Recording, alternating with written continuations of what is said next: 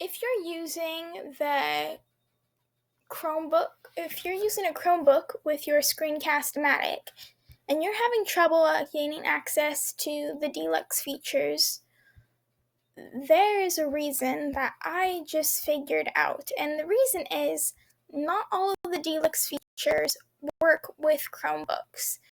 You're going to have to use your Windows computer for them. So this is a little video to just help you see which features you can use with Chromebook and which features you can't use. So you might want to invest in a Windows computer if that's going to irritate you. So with the Chromebook, if you just click on tutorials, you get an idea of what is included in the Chromebook Deluxe features. So you can still video trim and share and save and draw and highlight, as I showed in the last video.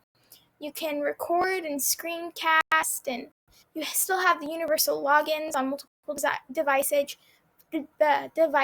which means you can still go onto a Windows computer and log in using that.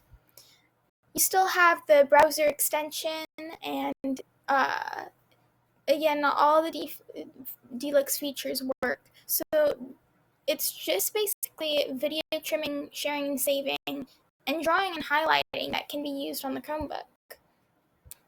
Then for if you're using a Windows computer or a MacBook, you have all these other features you can use. You have video editing tools and narration. You can add music tracks, and you can overlay images and highlights and blurs, and you can do introductions to channels.